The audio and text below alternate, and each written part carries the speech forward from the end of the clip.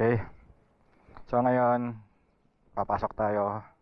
Nga pala, tingnan yung ginawa ko sa ano. Tinanggal ko yung extension ng levers natin kasi hindi tayo makapagdalawang daliri. Tumatama. So ngayon, okay na siya. Okay, daily commute.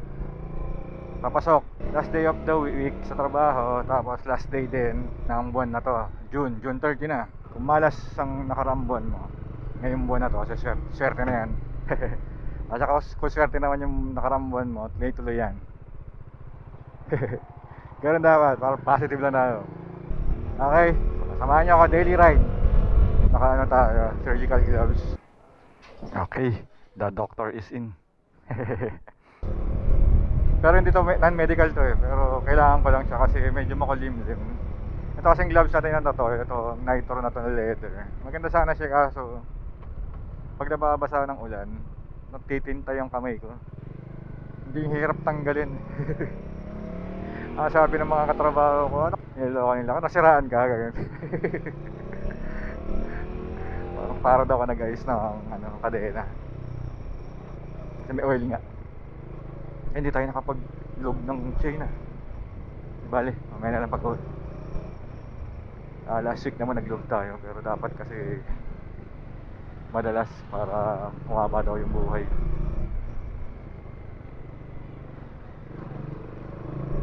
So komportable na ako mag-clutch ngayon. Tsaka mag-preno kasi hindi na naiipit yung daliri ko. Okay, ito yung video nga pala. Pabalik-balik. Paikot-ikot yung topic natin. Hindi kasi itong gloves nga, nakita nyo meron kasi tayong balak gawin kasi wala pa tayong budget. Abangan nyo yan, magko-compare tayo ng dalawang gloves. Ano to hindi to brand wars. Pero piliin natin yung mga option natin. Kasi ang pinaka kilala sa option ay yung Nitro tsaka yung Benkia, di ba? I-review natin yun. Sasamahan natin ng isang galing sa Moto Market, yung medyo branded. Pero dapat pare-parehas yung range para makita rin yung quality tsaka kung ano yung bibilin nyo. Laki ng motor nito. Ano kaya yun? Versys 1000. Kawasaki Green eh. Okay, yun. Gagawa tayo ng video. Yung parehas yung price range para yung quality ma-compare din natin. Kung worth it ba talaga. Kung mag-branded ka or Benkia Nitro. Meron kasi tayong bad experience sa Benkia. Pero tsaka ko na lang yung discuss pagka nag-review na tayo ng gloves. Ano to hindi natin sa dito para sa mga brand, para sa quality lang talaga to. Okay, biyahe tayo. Sana walang traffic, maaga pa naman, 2:30 ng Friday. So wala talagang traffic siguro to. 2:22 kanina umalis tayo, or 2:23. Tingnan natin kung ilang minutes din pag Friday sa gantong oras. Okay, samahan nyo lang ako. Tapos ano na rin tayo, mag long term review na rin tayo. Gawin natin bukas kasi isang taon na kasi si Doming nung May 23. So pwede na tayo mag long term review. 1 year na rin naman. So pwede tayo mag-discuss. Pero short lang kasi marami naman na nag-review. Kaya lang natin ang review itong Doming natin. Kasi nga kung maraming nag-review, yung Doming naman nila yun. Iba pa rin yung Doming natin kasi yung Doming natin maangas. 2 beses sira yung base gasket eh. Ibang klase, sobrang angas. Inaangasan yung wallet ko eh. Tsaka mayroon din tayong balak gawin yung gagawin din natin, abangan nyo na lang din. Meron tayong actually lagi tayo nanonood kay Moto Jitsu. Meron siyang video, nakunin ko na isang araw yata yun o kahapon. Meron siya dong 5 beginner mistakes. Yun ang pinanood ko, walang niya. Guilty ako sa lahat ng sinabi niya. Gagawan din natin yan pero gusto ko yung may space para may konting demonstration. Abangan nyo din yun. Sa ngayon, alam muna tayo, daily commute, semi-daily commute. Kasi di naman tayo araw-araw. 3 times a week lang tayo nakapasok. Pwede pala kasi kapag off natin, sinusundo natin si Mrs. sa kayo na atin. So daily commute nga.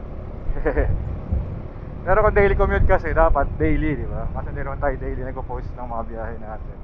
Gusto nyo ba yun? Kahit yung lang, parang ganito, walang topic. I-test natin kung magugustuhan nyo. Yung kung ano lang pagsasabi ko. kung ano lang yung biyahe, kung ano lang yung itsura ng biyahe ko sa particular na araw, sa kung ano din yung iniisip ko sa particular na biyahe na yun. Tingnan natin kung magustuhan nyo. Sample natin itong una na to. Kung okay sa inyo, hindi pwede natin gawing daily commute. Okay, kung nagbabalak ka kumuha ng Dominar or new user ka, subscribe ka dahil yun yung topic natin kadalasan dito sa 80 to 90% yun yung topic natin dito sa channel natin na to, patungkol kay Doming. So kung ano naman, kung long time user ka na, so subscribe din kasi baka sakali matulungan mo kami ng knowledge mo sa mga comments, sa mga videos natin, kung tama ba yung mga pinaggagawa natin or mga pinagsasabi natin or mga advice natin patungkol kay Doming. Dahil experience wise, kulang pa tayo, isang taon mahigit pa lang. So consider ko pa rin na beginner tayo.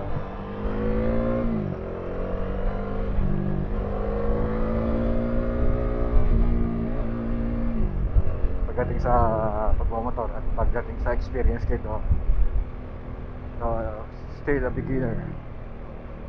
Sa pagmamotor sigurado beginner tayo. Kay Domeng siguro hindi na masyadong beginner kasi marami tayong experience, marami na rin tayong na-upgrade. Pero upgrade na ano lang naman, hindi naman siya major upgrades, minimal lang, for comfort lang yung karamihan. Pero marami-rami na rin.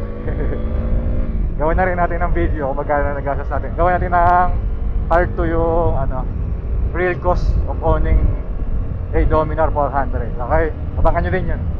Sa barkada ko, wala pa rin akong balita doon sa UG version 2. Sabi niya kasi sa akin, naghihintay ng papel sa Big Bike Central kung magkakaroon na sila ng Big Bike Central ba yun? Basta yung tingnan ko yung community post kasi hindi ko rin alam yung company niya. Pero sabi niya nasa warehouse na, naghihintay na lang ng papel sa clearance lang hinihintay. I-visit ko na lang yung post ko. Visit nyo na lang yung community post ko kasi nandun yung information kung anong pangalan ng dealer tsaka kung ano yung hinihintay.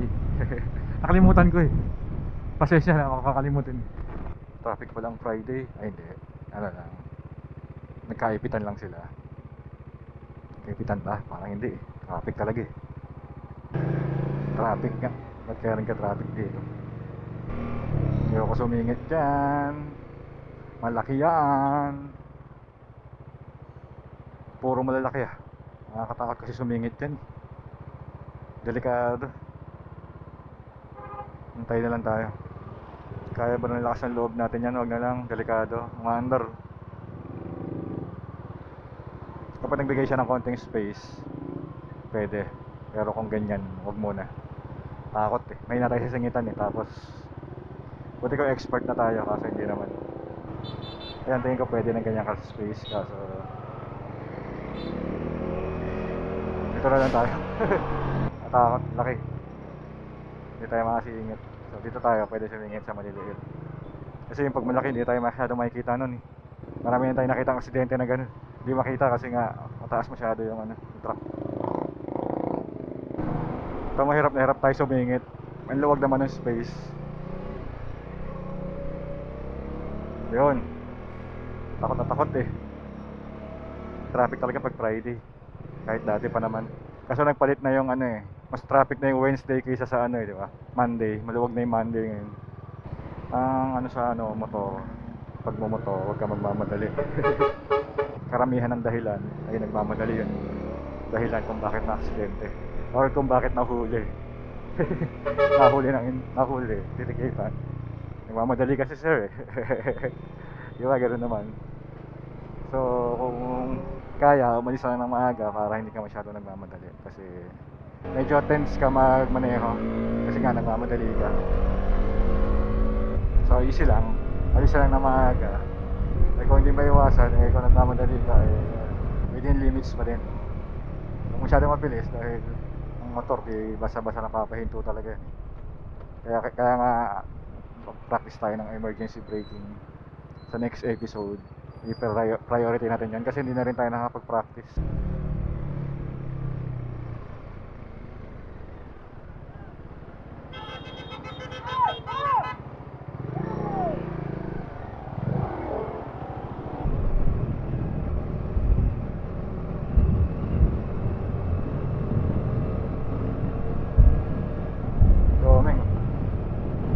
SEO sir. Pauwi yata siya, galing expressway. Or may pupuntahan siya dito sa Cavite. Ride safe sir. Tayo, papasok pa lang. Okay, expressway. Kasya ba?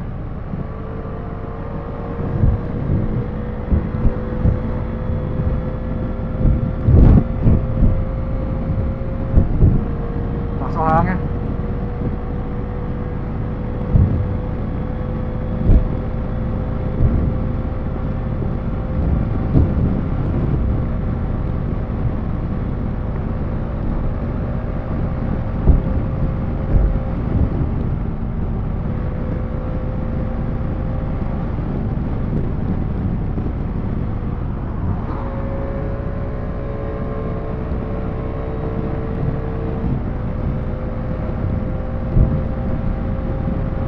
Okay. Maluwag ang traffic ngayon pagka sa expressway. Bagay di pa naman ako naka-experience ng traffic. Dati lang pagpa-uwi, pag doon sa kabilang pa-uwi, mga alas 6, alas 7 ng gabi, may traffic minsan. Hindi pala dyan, yung bago mag-exit ng Bacoor yata yun. Ata dito pala, tama. Ito na pala exit ng Bacoor.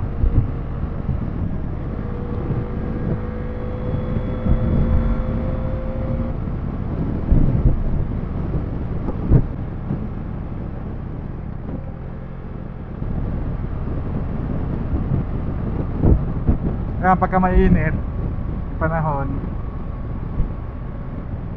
ganito nyo lang, oh. Huwag nyo isara yung dulo ng jacket para pumasok hangin sa loob. Ano naman siya, pinapasok naman ng hangin, pero pag ganyan mas mabilis pumasok ng hangin. Mas nakaka-relax. May nakamotor sa likod. Pagka natin konti, tingnan natin kung anong motor.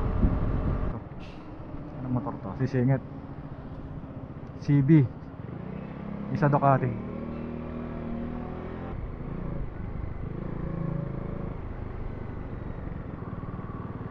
Ducati Scrambler ba yun?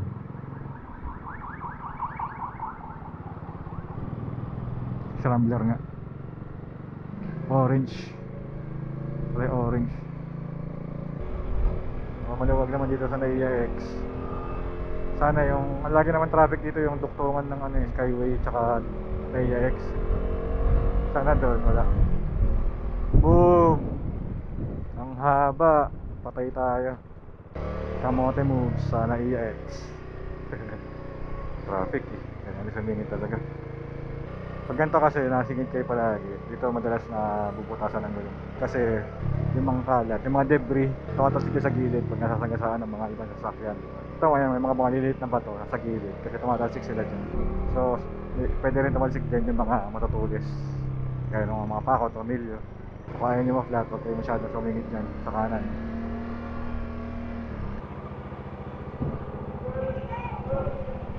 Salamat ma'am. Hindi na pinabasa. Bakit kaya? Mukhang walang load daw eh. Yung itsura mo sir, mukhang wala kang load eh. Libre ko na, sabi ni ate. Yan na, dito pa lang traffic na. Hanggang doon na yan. May burat pa. Tite, in-smell pa eh. Yan rowing ano. Di talaga ano talaga yan eh. No? Meron ako napanood na video. May mga ganyan din nakasulat eh. Sa ang bansa yun, nakalimutan ko. Ganyan din eh. Universal language talaga yan eh. Traffic. Hihinapan pa naman natin sumingit. So ganito ang sitwasyon dito pagka Friday ng alas 3:05.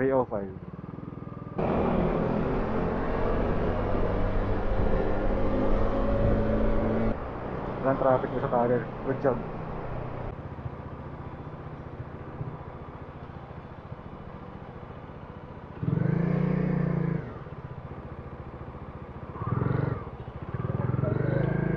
Isang oras na tayo bumiyahe.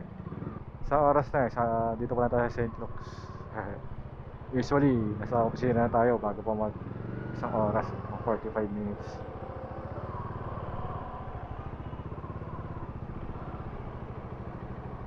Salamat sa inyong pagsama sa ating daily commute. Thank you ng matindi sa inyong suporta. Hanggang sa muli, hanggang sa susunod na video. Okay. Bye-bye.